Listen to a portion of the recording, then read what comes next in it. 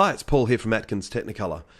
I'm just going to use a little Photoshop trick called blending mode, which we can use to merge two layers together in an effective way. Now, this image was shot on a Lumix LX3 in a fairly dark room, so it's pretty noisy. I want to sharpen it up, but I don't want to make the noise in the shadows. I don't want to lift that up by sharpening it and make it really obvious. So let's start by duplicating the background layer by dropping it on the new layer icon. We've now got an identical version of it. Now we're going to zoom up to actual pixels, or 100%, and I'm going to apply some sharpening. We're going to use filter, sharpen, and sharp mask. And I've picked some values here that are fairly high just for the demonstration. You can see turning that on and off. You can see it crunch up there. And it can, of course, gets quite bad in the shadowy areas.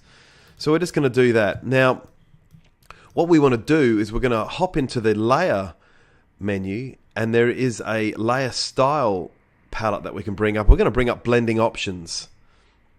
It's kind of hidden away here amongst the other things like drop shadow and inner and outer glow. What we want to do is we're going to blend the underlying layer with the above layer. Now, as I drop this slider here, you can see that the values are dropping away here. So we're basically saying blend if the shadows are 0 all the way up to, let's say, 45. And if you have a look at the image as I move this around the place, you can see the effect coming in or out. Now, it's actually a hard stopping point when it hits 67, the effect's in. Okay, let's hold the Option key down on a Mac or the Alt key down on a PC and split this.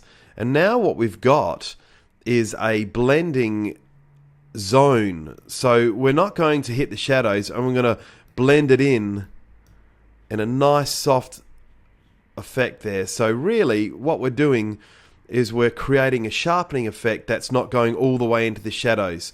And now if I go OK to this, turn this on and off, you can see the sharpening there in the highlight areas, but it really doesn't dig down and make the shadows bad.